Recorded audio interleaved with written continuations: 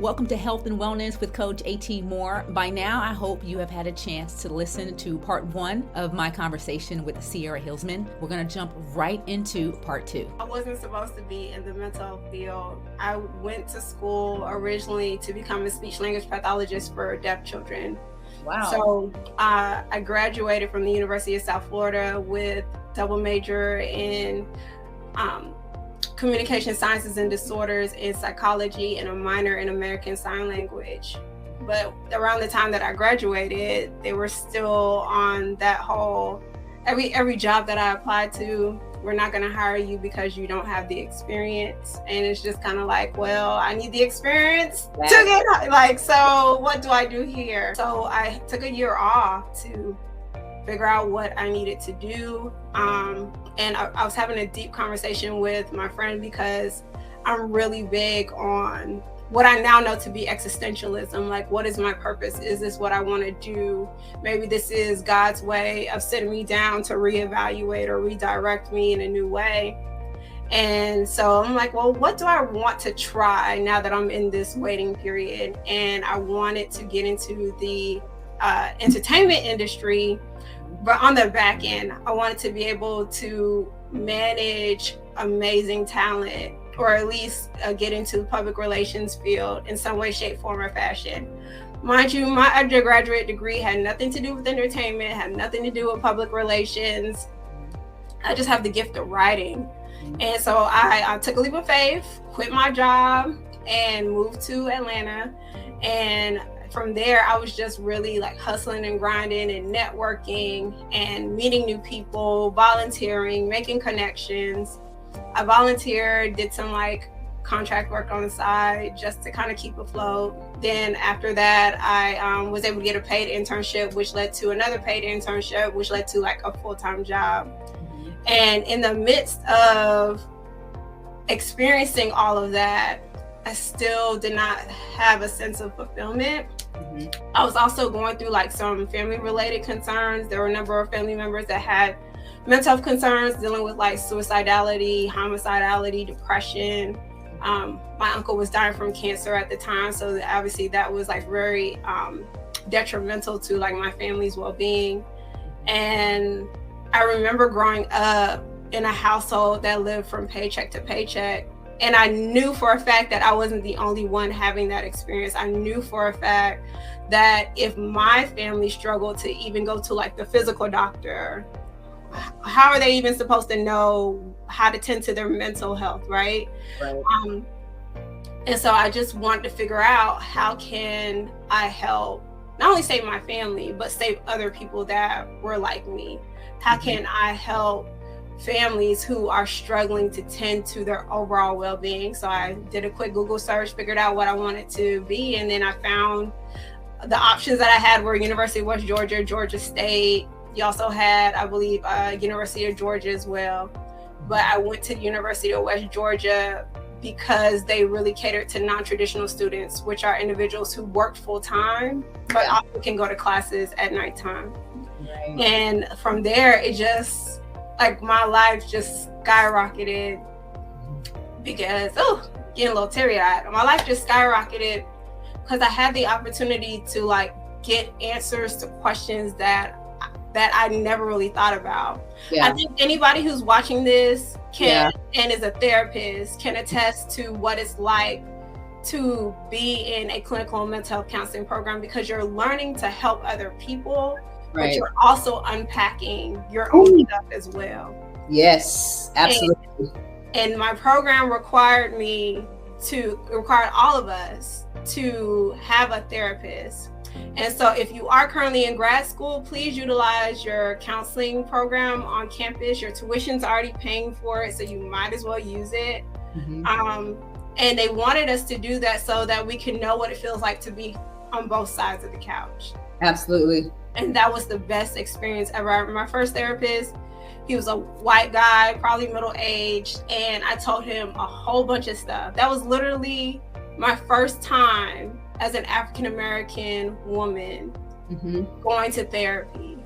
And even though it was like on a bi-weekly system, because obviously like campus counselors, they have to have like a heavy rotation because they're meeting needs of an entire campus. Yeah.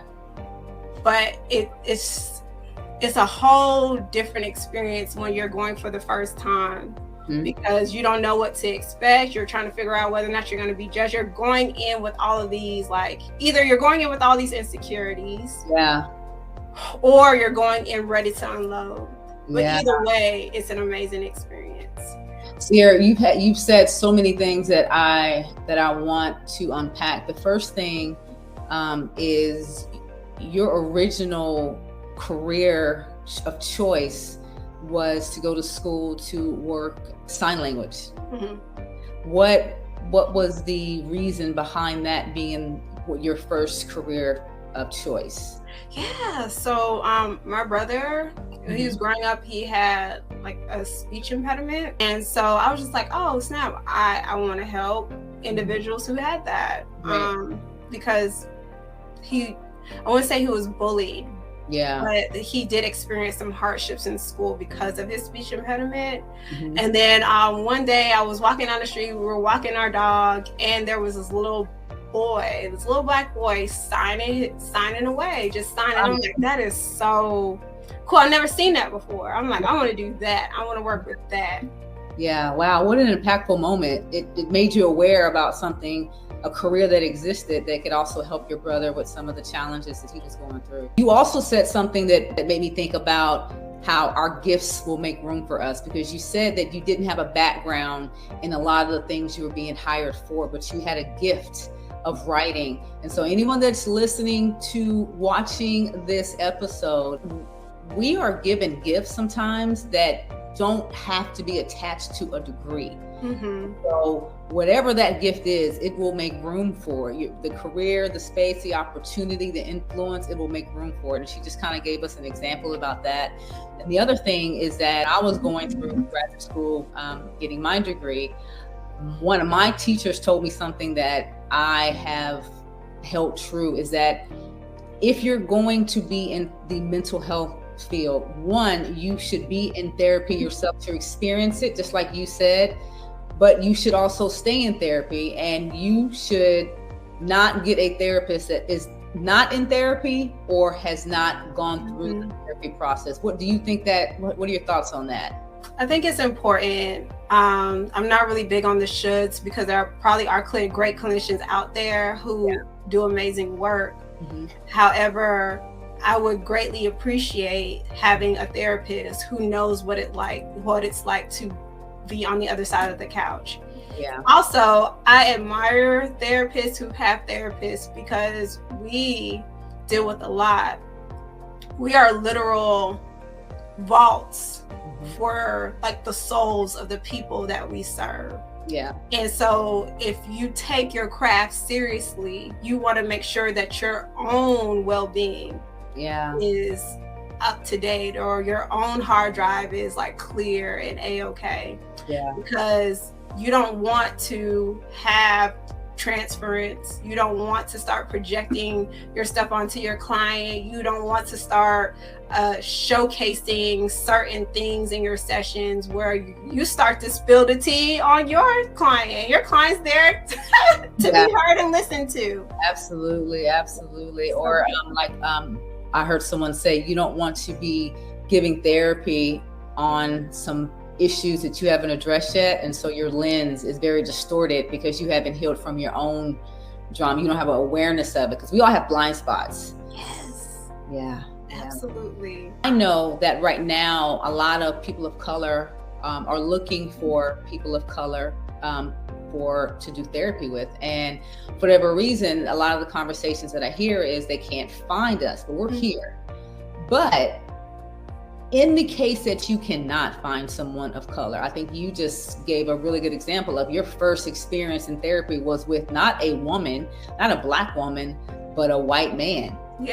Maybe if you can't find what you are looking for in regarding just wanting someone to sit across from you that looks like you, it's okay to start with someone that you feel comfortable talking to until you can find someone that maybe looks like you. Would you say that's your experience with a white male was kind of pleasant? Or it was Honestly, it was great. It really laid down the foundation for me to be 100%, because on day one, he addressed the differences. He said, hey, I just want to let you know that I honor the space that we're in. Essentially, he was just like, I understand that this may be difficult because I am a white man and you are a Black woman. I totally understand. If you want to have a different therapist, just let me know your thoughts. And to be 100% with you, I was a-okay with it, simply because of the fact that, like, I didn't see him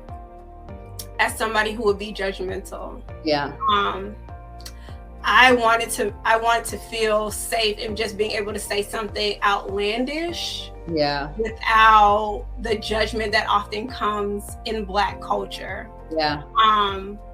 And like I said, this is my first time. Now, my second therapist, I was intentional about finding a Black woman because I wanted to work on some things with building stronger connections or having like healthier relationships with other Black women.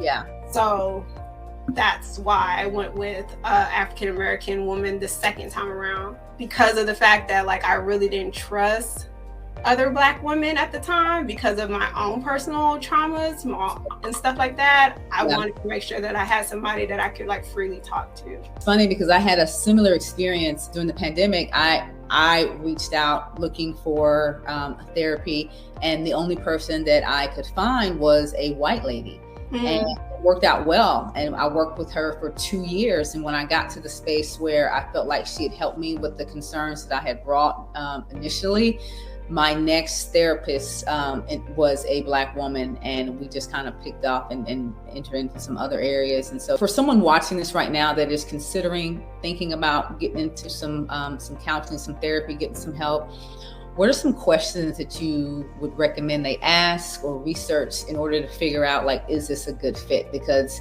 sometimes it's hit or miss. And if you're just entering in, you don't know what to ask, and you don't want that first experience to be something that pulls you away from ever trying it again.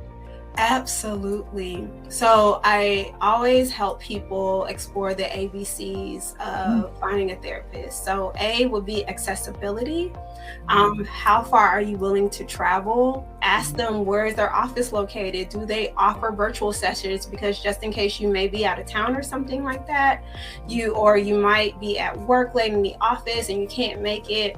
See what options they have. Also ask them what their after hours policy is, especially if you have a more severe mental health concern, whether it's like bipolar disorder and you require medications, or schizophrenia or something like that, or you may be like dealing with some type of personality disorder, whatever the case may be. Ask them what their after hours accessibility looks like. Can you text them? Can you call them? If you're hyperventilating or having a panic attack, what does that look like? Right. The next B would be budget. Ask them if they are in network with your insurance. If not, do they provide super bills so that you can send it back to your insurance company to get reimbursed? Do they take HSAs and FSAs? Mm-hmm. So ask them what that looks like. Ask them whether, if you are dealing with some type of financial hardship, ask them if they have sliding scale options as well, or if you happen to notice that they aren't a good fit for you, ask them for additional referrals as well. That way you're not having to start all over on Psychology Today or any other directory out there. C, you ask about their clinical expertise. Ask about, like, what are they trained in? What are their certifications? Are there any specific specialties or areas of focus? For example, I have a friend who, I have multiple colleagues who focus on maternal mental health. One colleague specifically works on like the birth trauma aspect. Another colleague works on the couples aspect of maternal and paternal mental health. So even though they may have a specialty, ask them if they have a subspecialty as well. Yeah, I like that. Because a lot of their specialties are pretty broad. So that's something to consider. And if you really want to get specific, ask them what their last training was so that you can know whether or not they're up to date and take their credentialing seriously. Also, ask them what other states that they may be licensed in, just in case you might move or something like that. That you can have them stay with you during your moving time. And then D would be duration. I hope individuals would take a moment to think about how long you plan on being in therapy. Do you plan on being in therapy for a month, 6 weeks, 6 months, a year, whatever the case may be? Check in with them, ask them if what's going on in their own personal life. Don't dig too deep. But the reason why I bring this up is because there are some therapists who may go on maternal or paternal leave because they just had a child or something. Yeah. So ask them, do they foresee any temporary disruptions that could potentially impact our treatment planning? So So since we're on the topic of mental health and therapy, are there any stereotypes regarding the mental health field or therapy that you feel need to be corrected or maybe better explained? Y'all, I love my people, I really do, but we got to get rid of some of these things that really hold us back, right? So the number one thing that I automatically think about is you need to just pray about it and leave it alone. So y'all, I'm a believer. I follow Jesus Christ. I love him with all of my heart.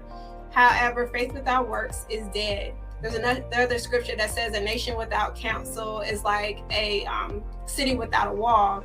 And so make sure that you equip yourself with individuals who are specializing in mental health. It doesn't have to be a licensed professional counselor. It could be a psychiatrist, a psychologist.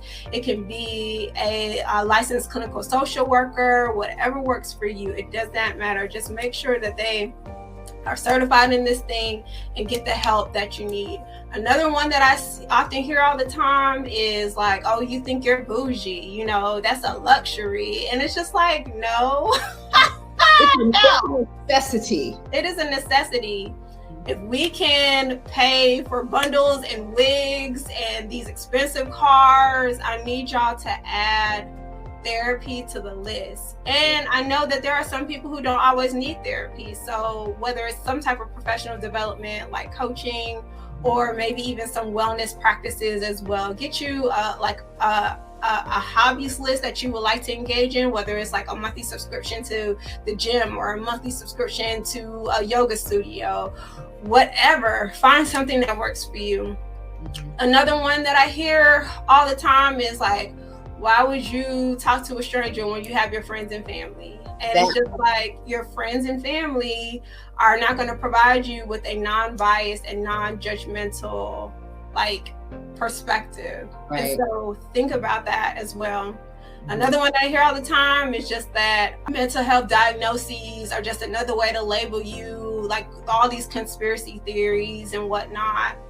And so yes, mental health diagnoses are something to truly consider and to take seriously. However, for a lot of individuals, especially if you're going to utilize insurance, in order to bill, their mental health diagnosis has to be there, but heavily communicate with your therapist regarding this matter, because that diagnosis does follow you forever. But you want to make sure that you just stay in contact and in tune and find a treatment approach that works specifically for you so you can get your needs met. And another one is that if you have a mental health concern, you're just lazy, nothing's wrong with you. And I hear this a lot with my individuals who deal with severe depression. And so learning to challenge that as well and widen up the scope. One of my favorite quotes that I actually have a t-shirt that says that prayer is a weapon, but therapy is a strategy. Yes, Dr. Anita Phillips. Yes, I love Dr. Anita Phillips. She's needed in the mental health space. You hit the nail on the head when it talks about in our community, and I'm pretty sure it's not just our community, but we, venting to other people is very therapeutic. It makes us feel good, but sometimes it can also be inconsiderate, because as you're dumping on someone else, you are leaving them with the residue of all the things that are bothering you. And if you are talking to someone that internalizes that as empaths, and they're going to be worried and over worried, and stress is a silent killer. And they're also not going to give you tools, strategies to help you move past this cycle that you're in. What is one thing you wish people really understood about their thoughts and the way they think? I really enjoyed the questions that Sierra gave us to ask potential therapists. Those are very helpful. So if you're listening to this and you are interested in entering into therapy for the first time, definitely write those questions down to make sure that the therapist you select is the right fit. We are going to continue this conversation tomorrow, and we will jump right into mindsets. This is Health and Wellness with Coach A.T. Moore.